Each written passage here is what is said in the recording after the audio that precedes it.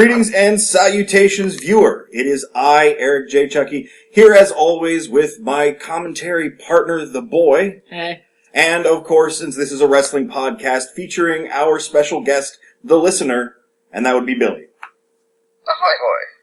And we are here, and I'm actually talking about a WWE Pay-Per-View because it's Wrestlemania! Which I gather merits your august attentions. Well, you know, it's a spectacle. Before we do get started, and I do want to dive right into it, because all of us have places to be, but we put them off for you, listener, because we love you so very much. If you could like, comment, subscribe, that would all be great. More importantly, if you could hit up Shining Wazato, Super Blizzard, Bandcamp page. Let's Get Hardcore is our theme music, and it would mean a lot to him if you bought his music so he could make more video games. Now then, that's out of the way. Let's see some of those glorious Mick Foley-esque brass tacks. Do we want to go ahead and have a brief run-through of the pre-show just for anyone else who didn't watch it? Yeah, sounds good to me. Why not? It's part of the show. Did you catch the pre-show? Most of it. I missed the opening of the tag match. We didn't get any of it. We only got the bits they showed during WrestleMania, because time was a factor. So the tag match, since you saw most of it, was it good? It was alright. It was kind of a grand clusterfuck. Yeah, I could gather from a Fatal 4-Way, tag team match with the standard multiple team match WWE thing where anyone can tag in anyone from any team. Yeah. I gather that would be a pretty huge clusterfuck. Yeah. I will say I liked the Samoan guys. I've forgotten their names. The Usos. I liked the Usos' outfits. And it was good to see Tyson Kidd and Cesaro go over. I'm glad Cesaro is being pushed at least as far as one of the titles that don't matter.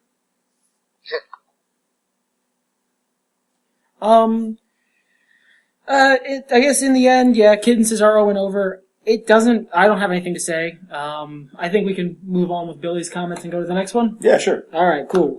The Andre the Giant Memorial Battle Royal, which apparently is a WrestleMania tradition now. I'm just gonna get this right up front. Big Show wins. Which I'm fine with, because, I mean, he needed to win one. Yeah. I mean, I can't argue with that logic.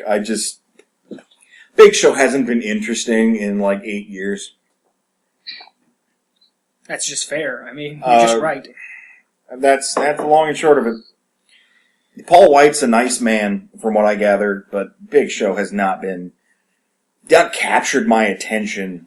Probably longer than that. I'm being generous by saying 8 years. So, the match itself, the Battle Royal, was it standard Battle Royal quality? You saw it, we didn't. I thought it was a bit above average, honestly. Really? It's not like everyone started flying out of the ring immediately. They gave it time to brawl for a while. That's nice. That's nice. That's something that we haven't seen a lot of recently with their Battle Royals. Last couple of years. Yeah. It was a little odd, because whenever anything was supposed to be showcased, you could see that everyone not being showcased kind of gathered at one side of the ring to give room. You know, they've been doing that a lot in the last, I want to say, 3 years. Every Battle Royal they've had has been set pieces, and that's fine, but they really are, like, nobody's good at shemping.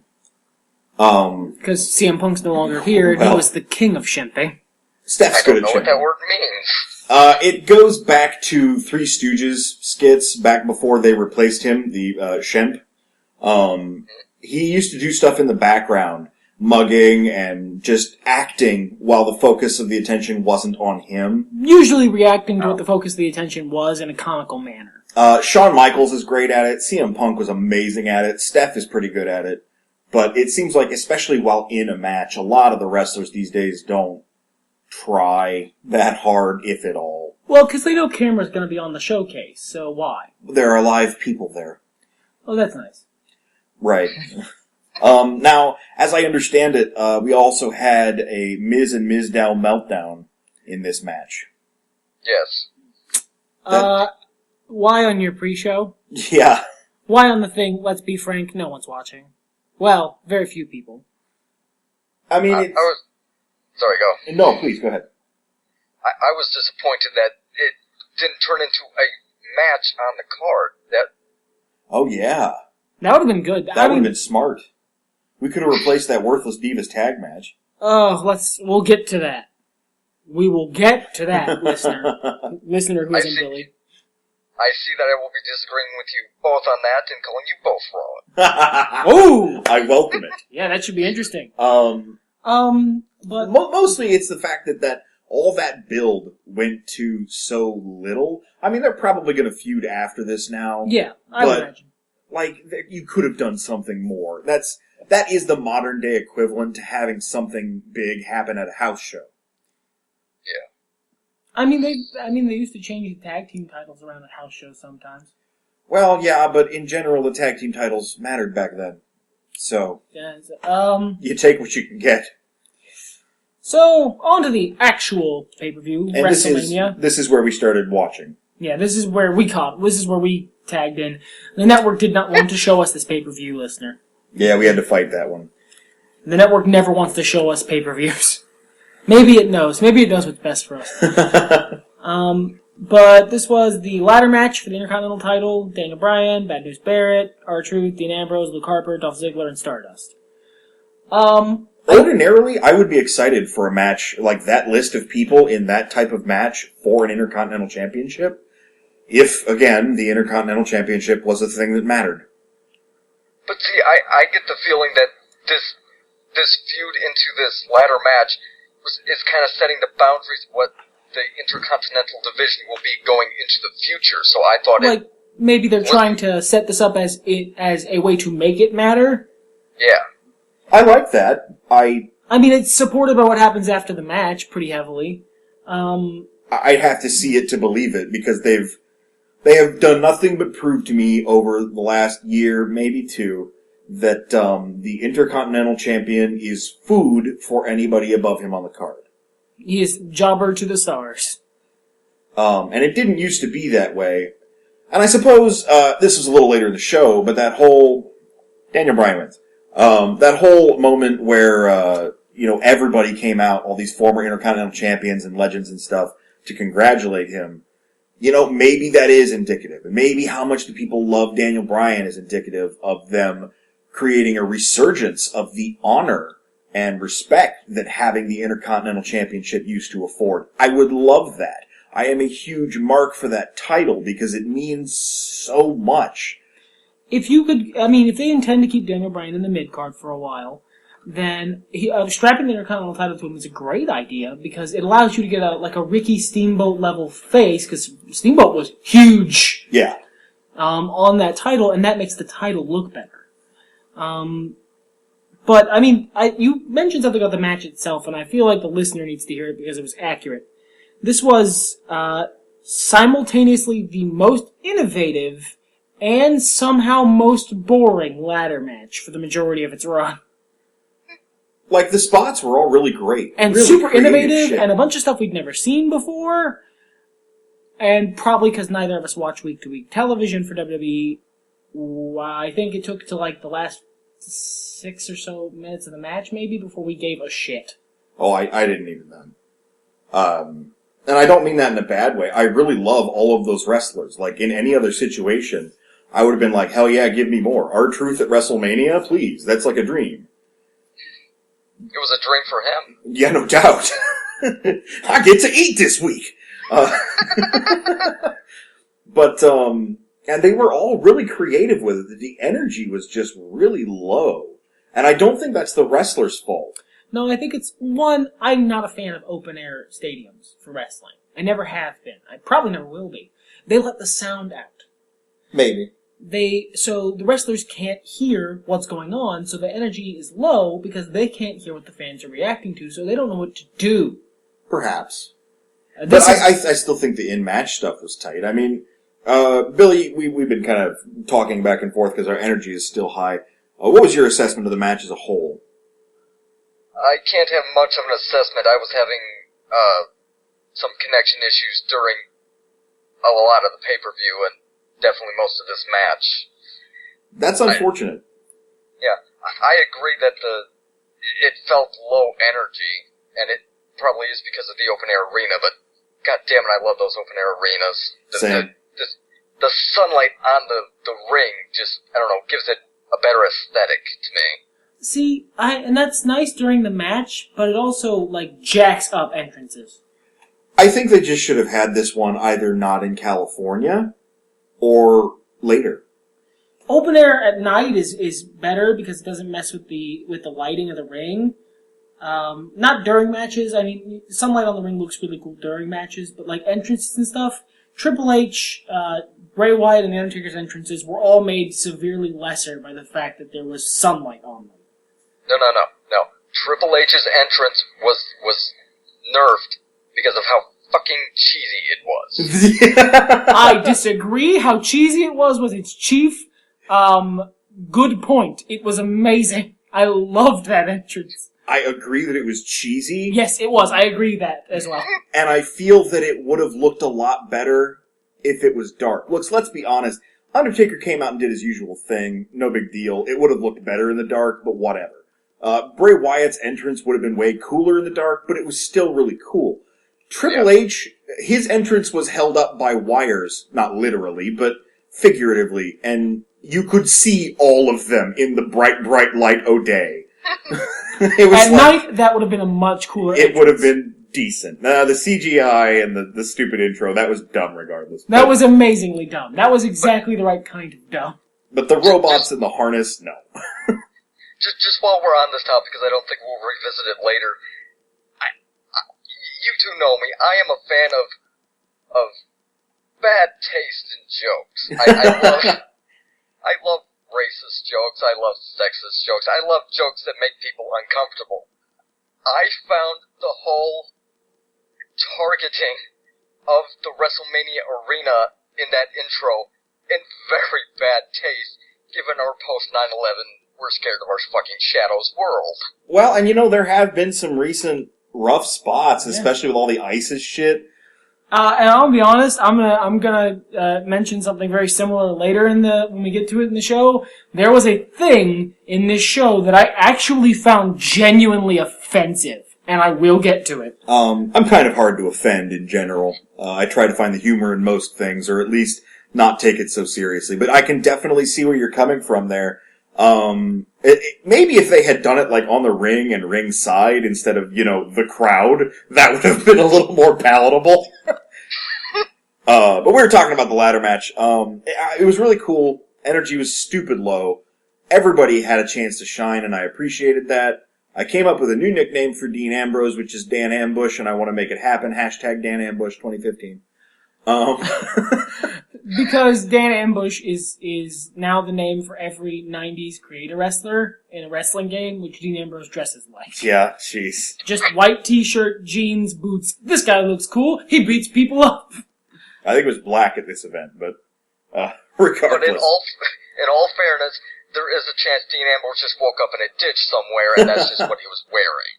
That is absolutely fair. I do want to say as well that I thought Stardust was magnificent in this match, and I liked his Mr. Sinister entrance attire. Yes, that was great. Yes. Spectacular. I noticed that as well.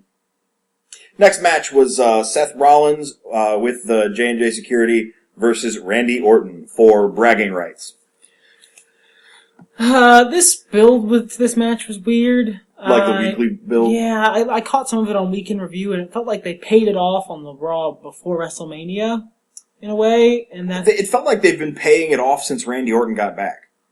It's just, until Randy Orton did his ruse, his turn, his surprise, which really anyone with a brain should have seen coming. But that was the point, that even Randy sold it like, you idiot. You idiot, of course I was going to betray you. How did you not get that? But, yeah, every week after that, it felt like they've been paying it off again and again. So, at this point, the thing was just sort of, like, this was their rubber match. This was their I guess. big like a blow-up. best-of-7 thing? Yeah. And, it was a good match. Yeah, I thought it was fair. It started a little slow, but I can't fault it for that. It led off of a slower match. Made excellent use of Joey Mercury and Jamie Noble and all their many talents. Yeah. made excellent use of the match psychology. You started to feel with Randy Orton in his quest for vengeance. I always feel with Randy Orton. I'm the voices in his head. It's true. Billy, what was your take on the match? What did you think about it? I just had so many technical difficulties during this match that I can't possibly have an opinion on anything but the ending. All right. Well, the ending was actually really good. So why don't you lead us off? Oh, it was just like the best fucking RKO I've ever seen. Yeah, I would say that's an easy title to give it. That was the ridiculous 420 swag version of a catch finisher where you shove a guy up in the air and then do your finisher. He pole vaulted him up in the air with his own back and then RKO'd him with his neck. Yeah, it was beautiful. And he got such height on it. It was very easy to get excited by it. The last couple minutes of the match were about that level of energy. I mean, there was no way else you could close out that match, and have that energy top off the way you wanted to, have it be a climax without going that insane step further, and that they accomplished it without it looking bad is a testament to both of these guys as athletes. I've said since about mid last year, late last year even more so, I am stunned by what a turnaround Randy Orton has made in general and in my own eyes. Because, I mean, we went from 2 years ago, I hated the guy. I was tired of seeing him. He was boring and lame, and I couldn't understand why people liked him even though he was a dick-ass. And then he got back on the mic, and he found a new cadence to give promos in, which is to go from whispering to yelling and back to whispering again. But, he really sold me, and then just his athleticism in the ring has gone through the roof, and he's probably my favorite guy in WWE right now. They're, the chittering howler monkeys that are their announcers like to say that Randy Orton is in the prime of his career. In this particular case, they are, for once, not wrong. Because, oh my god, is he good right now. Speaking of chittering howler monkeys, was this the match that thing happened? Yes, it was. So the announcing was awful throughout most of the show. I mean, like worse than usual. You can usually rely on JBL to say something delightfully wrong and not wrong in an incorrect way, but like, oh man, that's wrong. But no, he was off point like all show. And they were like John Maddening this shit, like describing exactly the by number steps that needed to happen, and I don't remember exactly what I said, but it was something like, oh no, I do. This is my thing. Oh please, okay. Yeah. White was riffing on JBL, basically giving the audience the point by point of the match, and he goes, well, Michael, I think you'll find, that, Randy Orton has the fans on his side because he's the face, whereas Seth Rollins is the heel, so the fans are not so much with him. And at that, exactly when he finished saying that, John Bradshaw Layfield goes, this is the face versus the future. It was, but that finish was epic, and Randy Orton walked away with the victory, and I'm always happy about that. I think that's next match. Consensus, I think? Yeah, that sounds good to me. Yeah, sure. Did your internet kick in? Did you get the feed from this one? This what is the next Triple match? H versus Sting. Oh yes, I think I caught all of that one, yeah. Cool. So we covered the entrances. Sting's entrance was also... Sting's entrance was amazing. He had Chinese drummer ninjas. That one, I think that one did alright in the daylight. It was just weird. I didn't know what was going on at first, but then the dude on the left side, our left, not stage left, he was just going to town on that drum, and he won me over. He was, as you put it, he was left sharking the shit out of this. But overall, and since this is the first time you've really had a chance to comment on the match as a whole, I'm going to ask you first, Billy. What did you feel about the vibe of the match? I thought they had the right pacing for the beginning of the match. You two know exactly what happened in the middle. I don't know how you want to announce that. Oh yeah, either the listener has seen WrestleMania and is coming to us to commiserate, or they haven't and they want to know what happened. So just let it fly. Go your business. Well, they went Russo level stupid during it, I guess. That's not an unfair criticism, I would say. I would agree with that entirely. It had all the makings of a very, very good match, but they overbooked the shit out of it. Yeah. DX didn't need to come down. No. NWO didn't need to come down. No, and that didn't make any fucking sense. They hated Sting. Yes! That's what I said at the time. Didn't these guys fucking hate Sting? And Nash and Hall were at the Hall of Fame the night before, hanging out with Triple H. It was so... I think it was probably so that it wasn't as ridiculous for DX to be there. I was mad about the way they booked this thing going in. Because I was saying all this time, because I assumed Sting was going to win. I think we all did. Yeah. That don't book this as WCW versus WWE, because then you're putting over WCW, you retards. And here's the thing. Sting himself, in a promo, said, I'm not fighting for WCW here. I'm just fighting to take you down a notch. That Sting himself said, this has nothing to do with WCW. That was 15 years ago. The announcers just completely disregarded it, and now I understand why. This is Tuesday for the announcers, for the WWE booking team. They get a wild hair up their ass. They think something is a good idea, and it doesn't matter how much visual, factual, spoken evidence flies in the faces, but they will denounce it. It's Bray Wyatt's entire meteoric rise all over again. They just were like, oh, he's totally heel, no one likes him, except for the thousands of brainwashed people in the audience. Well, and let's be fair, NWO versus DX is something that the crowds did want to see 15 years ago, so I can understand the want that so long as we're here, we have Triple H, we have Sting, we have, these two icons of their respective companies. I can understand the want to finally do something, but this was also not what people wanted to see. Yeah, it was also a way to fill out the middle of the match, because Sting gassed out pretty quick. I don't know about that. Well, he did, not like really, really bad. He managed to get his win back by the end of the match, but he gassed out pretty quick, and then Triple H fucked up, like, his butt cheek and thigh. And he had some trouble moving around the ring after that. So, while it was ridiculous and stupid, it was also a great way to fill out the middle of the match, which otherwise I feel like would have been a lot of rest holds.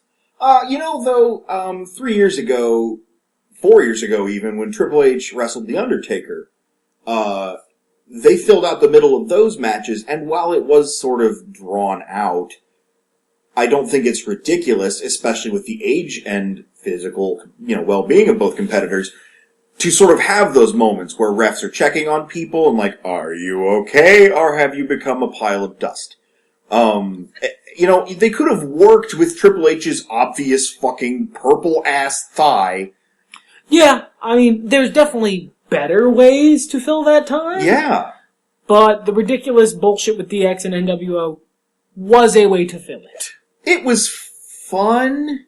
But that's not why I wanted to watch this match. And honestly, and I said this at the beginning of the match, this was the first match on the card that had me invested from the word go. And it's not because I was super invested in the build-up, and it's not because I'm a huge Sting or Triple H fan. I do like Sting a lot, but, he's not even in my top 20 favorite wrestlers of all time, theoretically.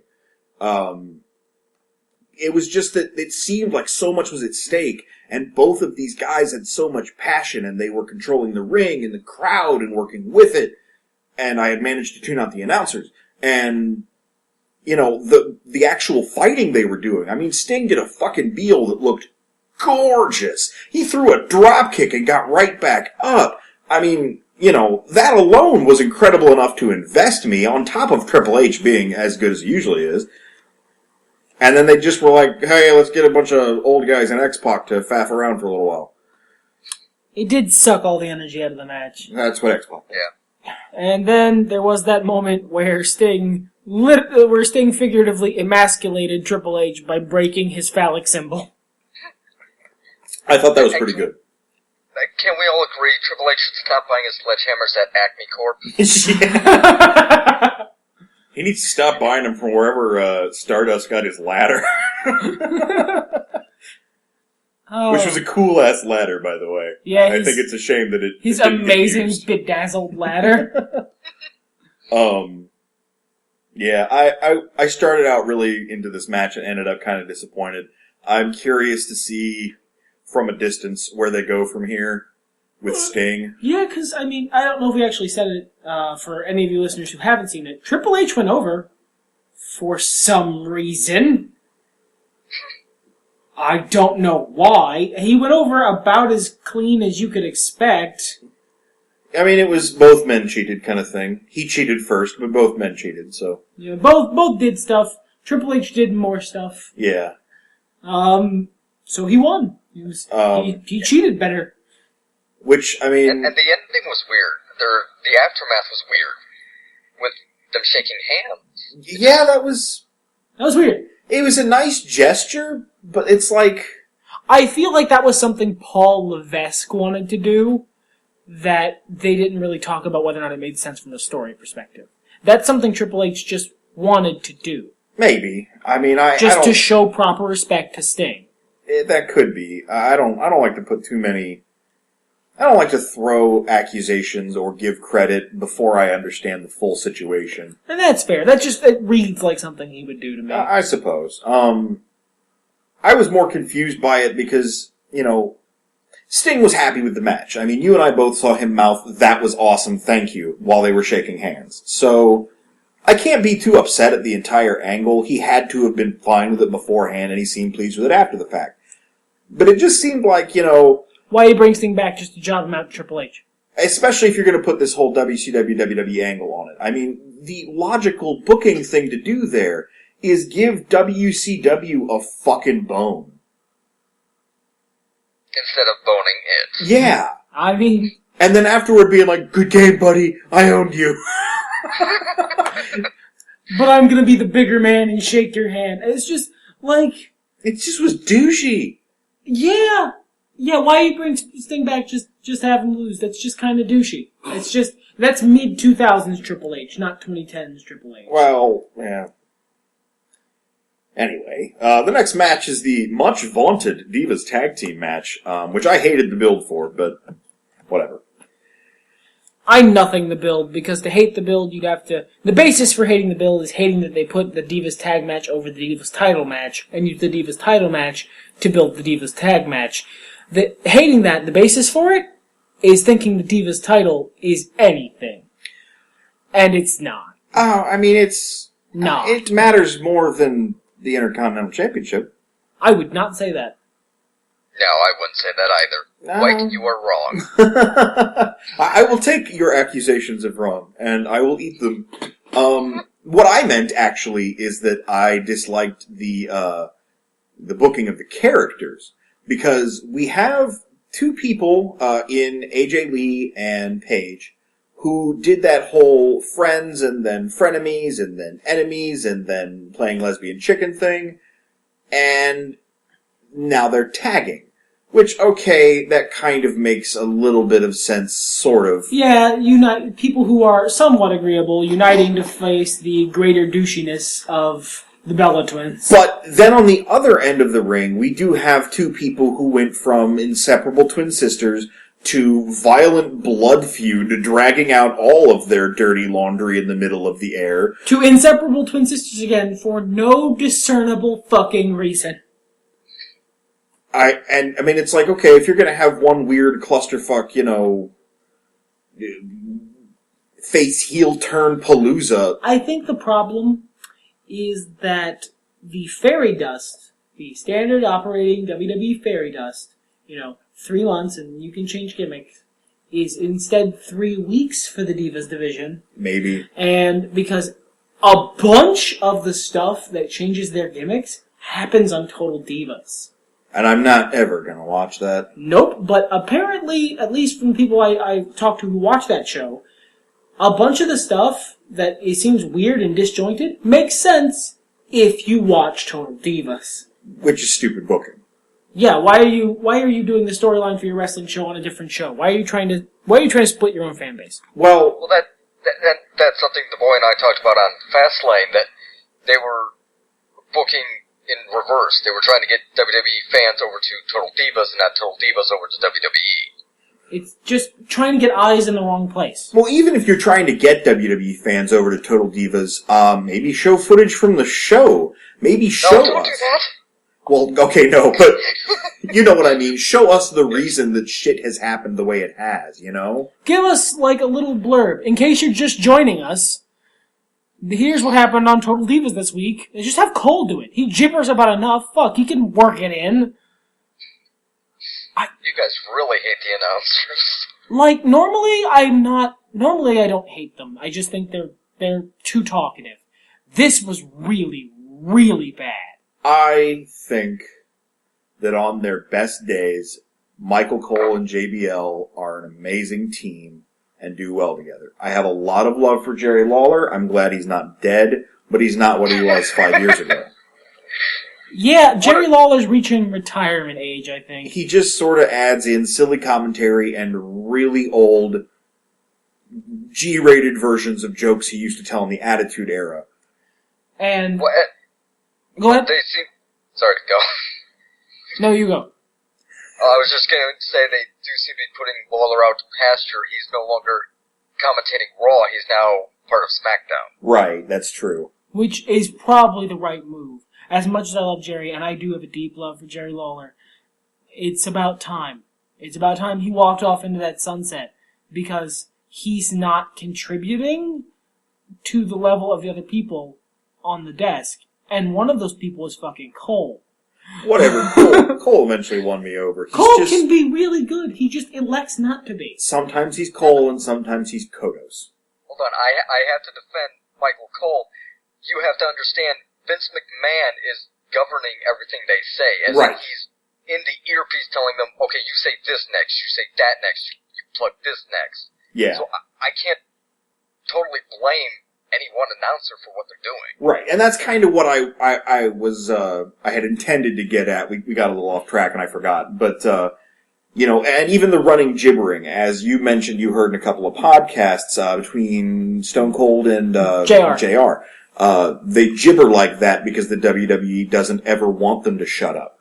Like, that's a mandate. So unless they don't want dead air. So unless they're being fed something, these poor motherfuckers just have to pull chaotic wording out of their asses. They just have to fire words out at each other, and because they can't, dead air is not allowed. No. It's one of the reasons JR doesn't like commentating for WWE anymore, because he understands the very, very important silences that are necessary on commentary to let the match happen. And they don't like that in WWE. It is, you keep fucking talking. And it ruins so much stuff because they end up jabbering over stuff or making the same point so many times that they actually make me like the match I'm watching less. Or they start doing John Madden shit. I mean, you know, I think I have actually heard, well, now if he pins his shoulders to the mat and he gets a 1, 2, 3 count from the referee, that means he'll be victorious, Maggle. And there was do you have any tips for Roman Reigns on how to beat Brock Lesnar? Don't get dominated. Thanks, JBL. Fucking what thanks. What else would you give him? Well, yeah, I mean, that's... Try not to get eaten. Try not to get eaten. Your only advice is going to be don't get eaten, don't get dominated, don't get suplexed. Basically. Don't let him live. That's all you can really advise. I don't criticize that one. I thought it was a pretty good line. Cheeks clenched. He's going to rape you. Now, we didn't think this match was so hot. I thought AJ and Paige were fine, but the Bellas have pissed me off more than they've ever pissed me off during this one. I mean, from the dainty landing, running the ropes, to just some bad selling and bad helping during moves, I was pretty upset. But you said you really liked it. They botched outright. It wasn't a terrible, it wasn't Alicia Fox botch. No, I wasn't afraid for anyone. That's true. But you said you liked it a lot. I want to hear more about this. Yeah, I would love to know why. Okay, I'll be honest. I actually had technical difficulties. I just wanted to call someone wrong. Oh God, if you just hooked in listeners to find out what could Billy possibly have good to say about that shit store, I applaud you, sir. It's great. It's great. That just got us 35 minutes of you. And I several... the Bellas, but I really didn't see this match much. Several angry clicks at this point. Oh, I love it. I don't... AJ Lee in page 1 on submission, I don't know that anything we can say about this match is going to be as good as Billy's clever ruse. Let's move on to the... Speaking of ruse, it's time for Rusev. And now we come to the thing I mentioned earlier. So Rusev comes out with his, very patriotic Russian national anthem, carrying out the flag. He came in on a fucking tank, which was really cool. Which he stole from DX, I'm pretty sure. No, they came out on a little ATV. No, they did come out on a full-size tank later, when it was just Shawn and Triple H again. But whatever, it was really cool. Anyone who comes out on a tank is good in my book. As though Rusev needed help. Right? But then John Cena, before his entrance, holy shit, I actually found the little package before John Cena's entrance offensive. I have never seen such outright propaganda in my entire life. Well, and it wasn't even just that. I mean, it would have been a lot more palatable if they'd done the same thing for Rusev. As propaganda, I mean. But it was exploitation. Yeah, they did footage of, holding up the flag at Iwo Jima, and footage of recovering war veterans, and footage of fucking 9/11 to sell what a good guy John Cena is. John Cena didn't do 9/11. Vote for him. I just... Fuck you, man! I mean, I already like America. You don't have to sell me on America. That you're trying to sell me on America implies that you know that you've been booking John Cena as the heel this whole time. And you're trying to remind me that he's a bad guy, but he's an American bad guy. And that makes him better than the other guy who's from a different evil country that's not here. I found it offensive to be at the same time pandered to that ridiculous extent, and have someone use actual real sacrifice and tragedy to sell a fucking wrestling match. I stood. They used Reagan too. They used Reagan. Yeah, and Dwight Eisenhower and George W. Bush and Barack Obama and Bill Clinton, just every cool presidential speech. But they didn't do Kennedy. No, they did not do Ask Not What Your Country Can Do For You. I was really expecting it. Well, no, they can't, because that's CM Punk. That is true. What? I don't get this reference. That's part of Cult of Personality. Yeah, part of the Cult of Personality song near the end is Kennedy saying, "Ask not what your country can do for you." That the same thing with "The only thing we have to fear is fear itself." Also part of Cult of Personality. They didn't use that clip. Smart of them, because no one wants CM Punk chants anymore. Even though I tried to start one in the house, boy was not amused. But as far as this actual match goes, and wait, I want the boy to talk about John Cena winking, because we talked about that on Fastlane. Did you see him wink? Because I didn't. I was watching. He did the thing. He held up the towel. He looked at the camera. He pointed at it, but I couldn't see his eyes because his hat was down, the shadows, he usually American does it villain. in the ring. When he gets into the ring, right before he does the little, pulls on his shirt and does his little OK symbols. Usually does it right about then. I didn't see it. So... Well, I was expecting it on the ramp, so I guess I stopped paying attention by the time he got in the ring. I was watching it both places and he didn't. He pointed, And then in the ring he blinked, which I said at the time is like 2 winks. That means Rusev is getting double dominated.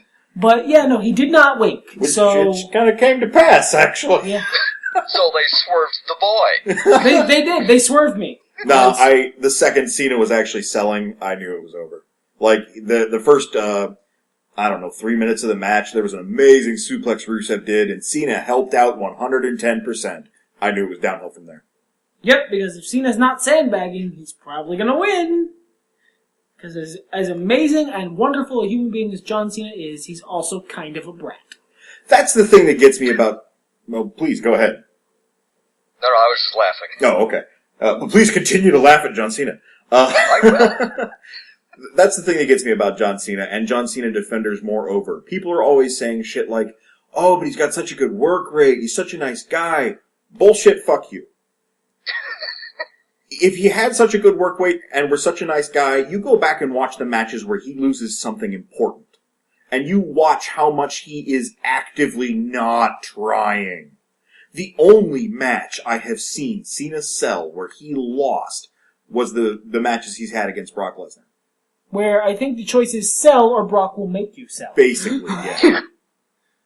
But that was good storytelling because I couldn't tell if Cena was going to win or not because he was dying, but he was not selling that he wasn't dying. The next week he came out and was fine.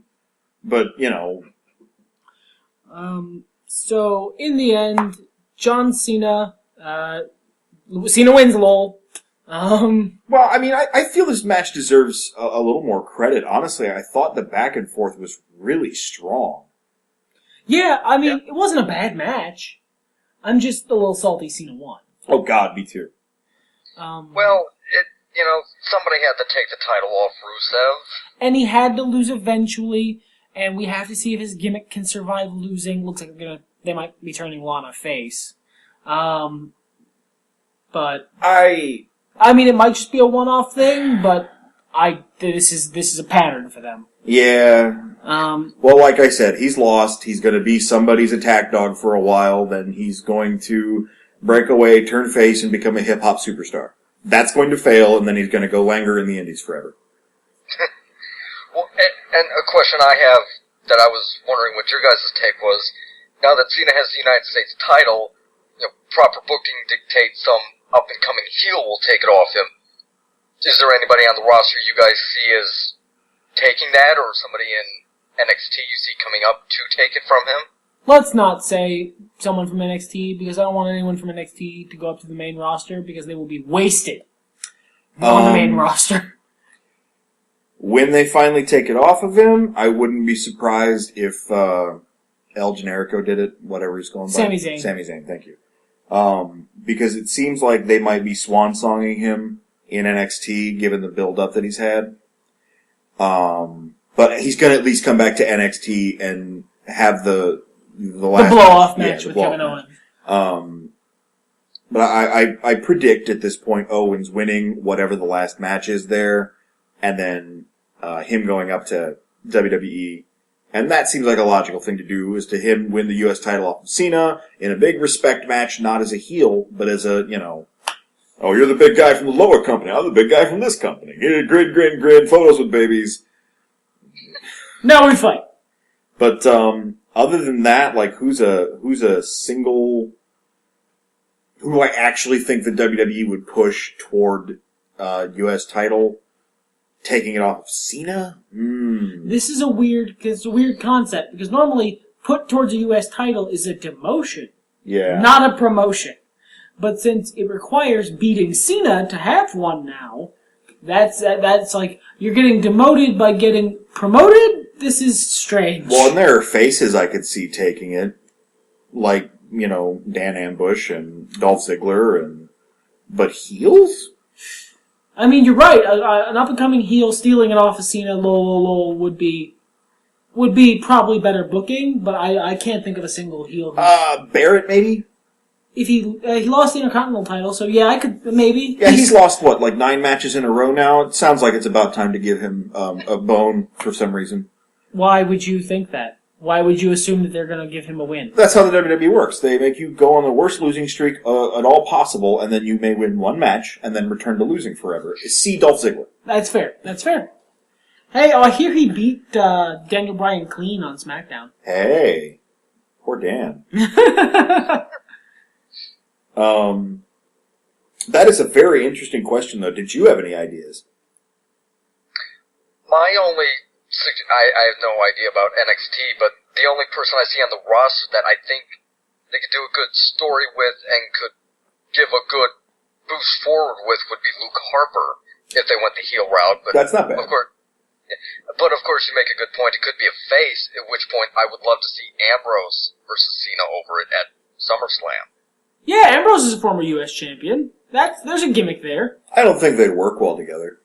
I don't think they have great ring chemistry. No, yeah, Cena is, he's such a big power gorilla, and Dean Ambrose thrives on, like, hit and run tactics and big moves. I don't think Cena would sell him well on the best of days. Well, I like their story last fall-ish, I think it was. Granted, I don't think the match would be great, but I think if they built the story right, the story would carry its technical flaws. That's a good point. I think you might be right there. I also think Cesaro would be decent to take it if he weren't the Copper champion right now. Yeah, I still hate those tag belts. Who doesn't? The NXT tag belts look more legitimate. I believe I've said that before on the podcast. It's still true. The NXT tag belts look like more legitimate titles than the WWE Tag Team Championships. You are wrong. I haven't even seen the NXT titles, but I'm sure you're wrong. They're pennies. The WWE titles are pennies with Trojan condom covers. They're bad. They're bad. Oh man, I remember that title redesign. I've been waiting for another one, but it is not coming. So, this brings us to next match, I think? Well, actually, there was a segment in here, wasn't there? Yes. The Triple H and Stephanie came out. Oh, that's what this was. Yeah. Yeah. Because they were buying for time. Yeah, they were stalling for time. But yeah, feel free to talk about this, because... I really don't know what to say about it. It was stalling for time. It was funny. Rock. Yeah. I will say I wish they had ended it more violently. To summarize, for those of you who haven't seen it out there, Ultimo,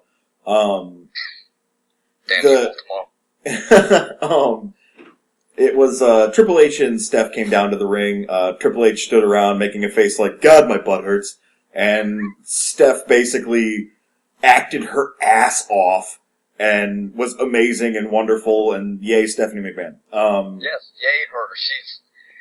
She's often a very anticipated part of the show for me. Yeah, and she's just so Not just because good. she's pretty, listener. She's actually also really good at her job. She's the only thing that makes the Authority feel legitimate. Like, Triple H keeps getting his ego in the way, J&J Security are a joke. Stephanie comes out, does a business, wins the business, leaves. But then they're gloating, and they're like, we control the people, we own the backstage, we own the ring. Rock comes out, and he's like, no! The people own the people, or some shit like that. I got the sense that his message was The Rock owns the people. I was kept waiting for him to say, I own the people. You're my people. Get the Rock a soda. But, Steph slaps the Rock, and she's like, bitch, we do own you. You wouldn't be shit without us. And which is accurate. And she's like, get out of my ring. So he gets out of the ring, and the fans are all like, no, Rocky, no. And he thinks about some stuff. Steph, again, has 9 excellent lines. And he goes around to ringside where Ronda Rousey is sitting. Which, by the way, I loved her t-shirt. That was amazing. I did not get the reference of the shirt. Oh, man. Welcome to the internet, dude. It was a picture of Vegeta, and at the top it said, over 9,000! Which is an accurate measure of her power level. I've never gotten that either. Oh, you just Google it. It's just a video where he's just Google it. Stop explaining. Google it. The list Ultimo Dragon knows. He's somewhere with 50 titles, a chair made of titles a la Game of Thrones going, I can't believe he doesn't get the reference. But, He's just next to him in the room. Billy's casting from Ultimo Dragon's house. well, that's true. Yeah, Ultimo Dragon is looking at you with scorn. Someday Ultimo Dragon's gonna find this podcast and be like, what the fuck? Who told them I listened to them? So, Steph is talking about, Rock, you wouldn't hit a woman, and so Rock grabs Ronda Rousey, and they get in the ring, and then they fight. They posture back and forth. Ronda ends up doing, one arm lock. I think the reason it didn't end more violently is because Ronda Rousey is not a wrestler. No. Her options are no violence or kill Stephanie McMahon. Break arms. She is an incredible athlete, though. If anyone out there hasn't seen that, 5-second win she had, where she just completely destroyed her opponent. And just knowing the build-up for that, where that girl was everybody thought she was legitimately the first real threat to Rousey, and she gets in there and it's just like, nope, you lose. Oh, man. But that was a fun little segment. It was a good stall for time to make it at least, dim during Bray Wyatt and Undertaker's entrances. I was really hoping that after Bray Wyatt brought all those scarecrows to life, that there was going to be a scarecrow zombie fight. Like Undertaker, or Druids! If Undertaker came out with Druids and the Druids had torches and had to fight the scarecrows. Guys in scarecrow outfits and fire don't really mix, why? That's the point! This sounds like a bad Batman comic plot. It does! Sounds like a great Batman comic plot, you mean? You are wrong. I'll be honest, I partially said that just so you could call me wrong. That's fair. How did your signal fare during this contest? It was good for the remainder of the show. Good. Any thoughts? I mean, I have a couple myself, but they're kind of thin, so. Well, it was what I was expecting. I don't think anybody was really expecting this to be a 5-star clinic, but it was very good for what it was. I would have been completely fucking stunned if it was a 5-star clinic, okay? Who knew The Undertaker and Bray Wyatt were chain wrestlers? When did they learn catch as catch can? This is weird. I expected a little more from Bray. Bray didn't seem to be going 100%. And well, as I understand it, he might have sprained his ankle going into the match, so he wasn't at 100%. Okay, that would make a lot of sense. That would explain the lack of dancing and bouncing around like he usually does. Yeah, the juking and the jiving. Taker looked really good, though. He looked better than last year. Yeah. Definitely. And he lasted longer than I expected him to. And then, that's a good counterpoint to the Sting match, because they managed to sell once he was done and couldn't go full time. They managed to fill that time without having, I don't know, the Scarecrows and the Druids fight. That was the problem. I wanted the Scarecrow Druid fight during this match, but they gave it to me in the match with X-Pac. Which is never a good thing. I wanted Bray to go over, but that wasn't gonna happen. I made some predictions on Twitter. I was right 1.5 times. I thought John Cena was going to win, but not leave with the title for some bullshittery reason. I said that Undertaker was going to go over Bray Wyatt clean as a whistle, and I said that Brock Lesnar was going to walk out with the title. Now, just to give you an idea, there is something I want to go back to in the John Cena Rusev match. Who throws a shoe? Honestly. That was delightful. Yes, that was a nice Austin Powers reference. Shades of Starrcade, I believe it was, when Eddie Guerrero was having a match with, I don't know, Juventud, maybe? Probably. And Rey Mysterio got his shoe and was hitting people with it. But, and that's an odd spot. Have you ever noticed that? They act like it's a foreign object once it's off the foot. Yeah. They do! They act like it's a chair shot once it's separated from the foot, where that guy has been kicking them with it for a while. I have to say I did love how Rusev sold it, because I'm not even sure the actual athlete knew it happened, because he looked at it and then looked at Lana like, did you throw your shoe? And then Lana had this look on her face like, yes, please do not mention it. It was embarrassing. It was an instinct. Well, and it didn't hit them, so No, it just kind of sailed right over him. The ref even stopped and looked back like, did you throw your shoe? Oh. That was pretty funny. This match had some good spots in it, though. The Bray Wyatt versus Undertaker getting up spot was pretty funny. Yeah, where Bray Wyatt does his crab walk and then Undertaker sits up and then Bray Wyatt's like, are you my real dad? Undertaker's rope walk was tremendous. I mean, I haven't seen him do it that good in years. He was in great shape. Gogoplata was a little rough. I wish I could have seen him lock it in. But it ended with Undertaker going over. Clean as a sheet. Like I was saying, I wish Bray Wyatt had won this match, not because I don't want The Undertaker to win. I don't know where they're going with this, but whatever. You know, I'm sure Bray would say that it was an honor to wrestle The Undertaker and to lose to him at WrestleMania. I don't disagree with that in the least. However, when was the last time Bray Wyatt won anything except for a scratch-off card? Yeah. I mean... And I agree with The Undertaker winning with him looking as good as he did. Sure. And with the story that they told, Sure. He was the old guy coming back, and you could tell Taker was selling the, oh shit, I'm not sure if I have it in me to win anymore. Oh yeah, the look on his face when Bray kicked out of that tombstone was priceless. That was beautiful. What? And to the idea of Bray Wyatt winning, I would have been completely fine with that if Taker had come out being like a shambling corpse, like he was broken, but his pride forced him to accept the challenge. Yeah, I could see that. I mean, I'm more so looking out for Bray. Like, okay, Bray Wyatt would be probably my favorite wrestler in the WWE right now if he were winning. Threat. Yeah, if he were considerable at anything, but he's like a ghost that everyone likes that never does anything.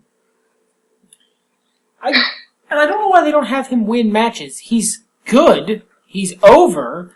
And, but they don't like him. Well, his standard feuds are, his opponent goes over, he wins the second match, and then he loses the blow-off. And Yeah. he did that with Cena, he did that with, D-Bry, he did it with... Did it with Dean Ambrose. Yep. Dean Ambrose, there was one more, Jericho. Yeah, Jericho. I think Jericho gave him the rub in the end. No, he didn't. I'm fairly certain he didn't. I can't remember off the top of my head, and I don't care enough to look it up, but, You're wrong. That's okay. So that brings us to our main event. I have very mixed feelings about this. Alright, full disclosure, listener, including you, Billy.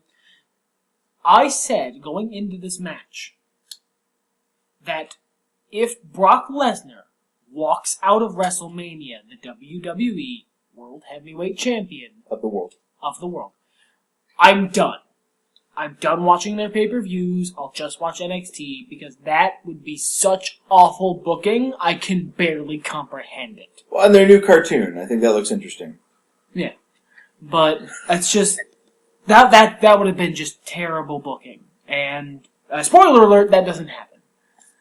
I just want to state, for the fucking record, because I am so goddamn proud of this, I called who was walking out with the title back at the Rumble. I think I had that called. I didn't know that they were going to do it in the way they did. That was a swerve. I would have agreed with you guys until they re-signed Brock. That threw a monkey wrench into things. That made it a little more iffy, but I think, yeah. Again, if the listener hasn't heard it or doesn't know already, they're here for this information. I'm pretty sure that I was pretty on set for Seth Rollins walking out champion. I think the way you phrased it was, if Seth Rollins doesn't walk out champion, they're idiots. Yeah. Yep. Because it's too perfect. Whether you have Roman Reigns conquer and finally beat Brock Lesnar and then Seth Rollins immediately fuck him over, or Brock Lesnar has knocked down Drago with Roman Reigns and is weakened from his mighty Godzilla-like state, and then Seth Rollins immediately fucks him over. Or, as you did, have Seth Rollins make it a triple threat match suddenly, which I don't think has ever happened before with the Money in the Bank thing. That's a first. Which I didn't even know if that was in the rules, like if that was allowed, but I guess it is. They make this shit up as they go along, you know that as well as I do. True. But, and then Seth still almost lost. I thought this was a gorgeous match. I think it was the best match on the card. Oh god, yeah. Hands down. Followed by Randy Orton and Seth Rollins. Yep. This match's storytelling was completely... I'd like to state I was wrong. I did not think this would be a good match. Because Brock Lesnar is not known for being a good ring general. Roman Reigns is not exactly tested at being a ring general, being the guy who calls the match, runs it, tells the story. I don't know who was in charge. Whoever it was. Well, Brock was leading this dance. Was fucking amazing. Yeah, it was gorgeous. Because it was... that was perfect storytelling. It was wonderful. The way Roman bloodied Brock early, the way, Brock built this grudging respect and then hatred for him, the laughing. Yeah, Roman Reigns just out and out fucking mocking him. Like, is that all you've got? That was just beautiful storytelling. And then Seth Rollins comes in and fucks him over. It was great. Yeah. I knew it was going to be a good match. I had that feeling. They were going to do fantastic storytelling, and I don't know about you, but I'm pissed with the crowd. They just shit all over it. I hate WWE's crowd. I hate their fucking fan base at this point. They're entitled pricks. It's not their precious babu Daniel Bryan, so they're gonna boo Roman Reigns forever. What a weird reason to have negative heat. Well, there was a very interesting theory by Lance Storm as to why, and it's not necessarily Daniel Bryan. Lance Storm wrote an article. It was he said that basically for the last 20 years, the McMahons have been portrayed as both heels and as being the controlling force as to who makes it. So and they've been blurring backstage and front stage, as it were. Yeah, that's so true. Now, anyone that gets chosen is immediately booed. That's not a bad line of logic, and I'm certain that applies to a pretty big swath of the fan base, because, I don't know if there's anybody in existence over the age of 13 who's a pure mark anymore. See, my thing is, if you can't differentiate backstage and front stage, and you think the McMahons are actually bad people, not for the reasons they might actually be bad. I was about to say they're not the best people. But if you think if you think Vince McMahon is the Vince McMahon character he portrays on screen, or Stephanie is the character she portrays on screen, and thus anyone they choose is a bad guy, I'm just going to go ahead and say you're stupid. Because no. That's not how it works. Even Steph's Twitter says I play a bad guy on TV. I mean, come on, kayfabe barely exists anymore. And if you're just salty I don't know why else they would be mad. I don't know why else they would be mad about this, rather than it just isn't their precious baby. And you know what? If that's the case, and I'm sure it is for a lot of people as well, much like I'm sure what Lance Storm and Billy by relating said is the case for a large swath. I'm sure a lot of people are just upset that Daniel Bryan isn't there. I would love to cordially fucking invite you to my world. A land where Billy Gunn, Gene Snitsky, Ryback, Dolph Ziggler, various Cody Rhodes gimmicks, Ultimo Dragon, every wrestler I've ever loved has maybe touched the WWE Championship for a hot second before summarily being thrown out a 25th story window, never to be heard from again. Yeah, and it's just... I still watch the damn product. I hear people whine that they don't like Roman Reigns because he's being shoved down our throat. Dude, He's the new main face character on this fictional television program. He's the new protagonist. That's not exactly how wrestling works, but to put it in other television format, that's what's going on here. If you don't like that, why the fuck are you still watching the show? Well, here's the other thing about that, though, and here's where I find a problem with that theory on the argumentative end, the person phrasing the argument. You were fine with him until Daniel Bryan got better. Yeah, he was getting mad cheers until Daniel Bryan got better, at which point, no, forget Roman Reigns. Drop him like a hot potato. Ruin his career. Forget him. We want Daniel Bryan back. Well, now, Reigns' reaction was cooled when he first came back. Like, it was... True. Yeah, his injury took a lot of the heat off him. He got the Superstar of the Year, and people just didn't give a shit at that point. But there's a marked difference between not giving a shit and actively being antagonistic.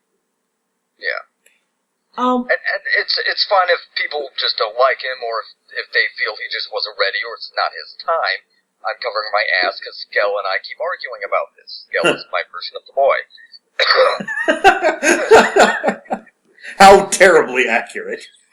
And that's fine, but it just doesn't warrant the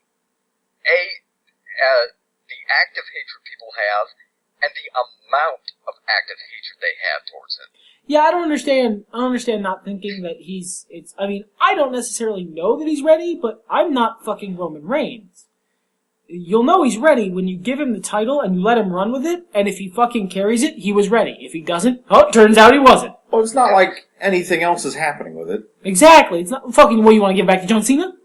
Because they're not giving it to Daniel Bryan. And even I, who was a big proponent for Reigns winning the Rumble and winning the title at Mania, even I, way back at the Rumble, wanted Rollins to cash in and fuck him over. Oh yeah, exactly. That's what I was hoping would happen. Roman Reigns beats Brock Lesnar, has the moment of, yeah, I did it. A God can bleed. I am the conqueror. I am the king. I am the best. Seth Rollins immediately comes and fucks him over and gets the championship. Yeah, and you just... Done that exact storyline in e-fetting. I just think anyone that's saying Reigns shouldn't have had it at all is looking at the micro. They're just looking at he wasn't ready for this match, which I think he has proven he was. Yeah, I think he proved pretty solidly. Yeah. No, I'm ready for this match. But even that, fuck, I forgot my point. Could you people talk? You're wrong.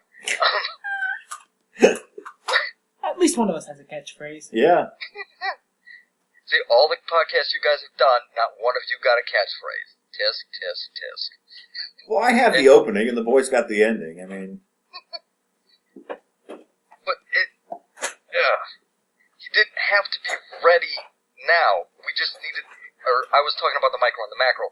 The macro is, there was no one else to beat Brock. Right. And anyone else is not looking at the big picture. They didn't have Brock beat The Undertaker, rape John Cena, and take the title to let Daniel Bryan, who's already a made man, beat him. They didn't do it so Rollins, who already had the Money in the Bank, beat Brock. They didn't do it so, Ziggler, who is in effect a made man, and Bray Wyatt didn't make sense. Cesaro isn't ready. Ambrose needs a story that's tailor-suited for him, not just... And going up against Brock Lesnar, isn't it? Yeah. Reigns was the only fucking choice, because you build Brock like that to build a new guy. Precisely. And Reigns was the only one for it. And they did a good job of building Roman Reigns in this match. I understand why they went with the finish they did, where Seth Rollins inserted himself before the end of the match, made it a triple threat, ended up pinning Reigns. That way, Brock was never pinned for his title. That way, Brock keeps looking good. And that way, Brock can use his rematch clause and make a big stink about that. Because he re-signed, so he's gonna. Well, and I think they were going to do Reigns or Brock beating the other, but they just couldn't after such vile hatred towards Reigns.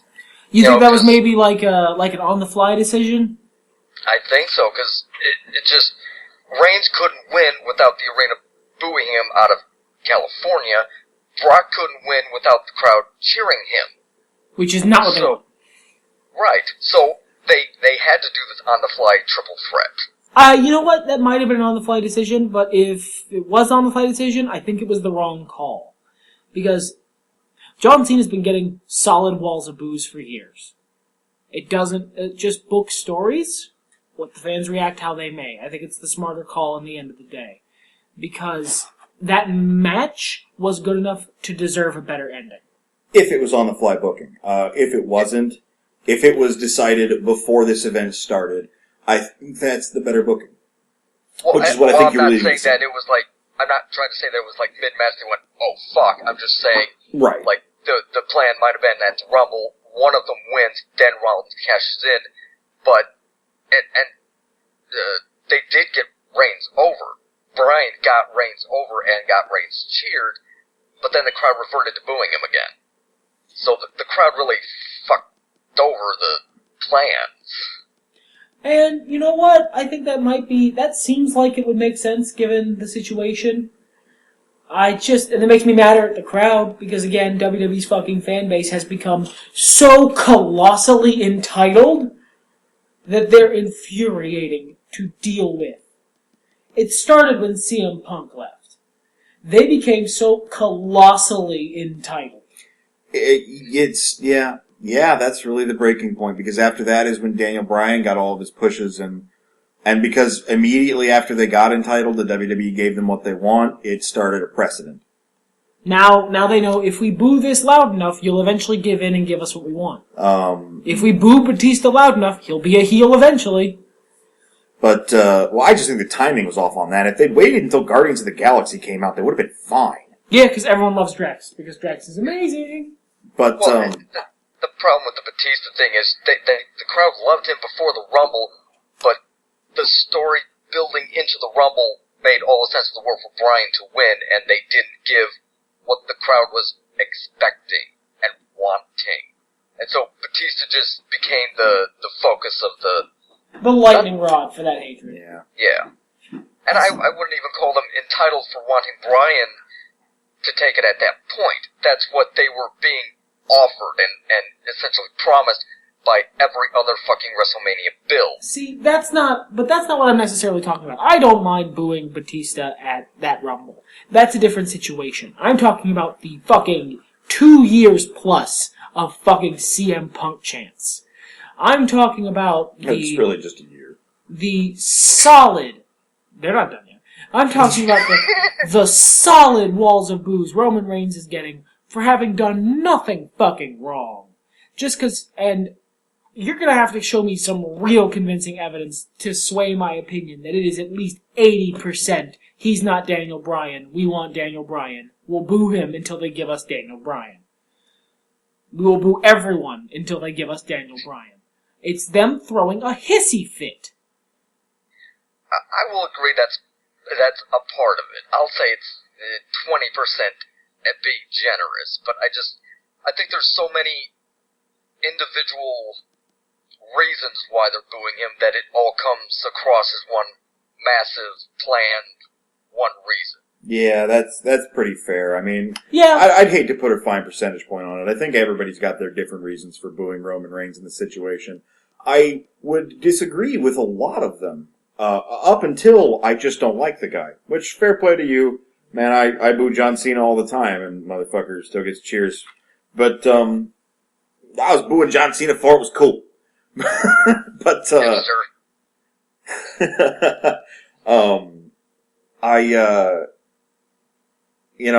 it's still, he's still getting a reaction, I suppose is what I've kind of wanted to say for a while now. At least it's not like Kane, where even when the guy goes out and puts on his best a year ago before he lost the mask, people give him nothing. Because people don't fucking care about Kane anymore. No. Well, because they're not doing anything interesting with him. Yeah, I mean, in the end, that's how wrestling works. Get cheers, get boos, get something, just don't get a dead arena. So, the guy's doing his job, and it's a shame that the reasons he's getting these heat are so ex-Packian, but, at least he's getting heat. They can do something with that. They can make him a galvanizing figure. The crowd was so amped for this match one way or the other. They were into it. That's true. And the crowd's energy helps, and it translates through the TV.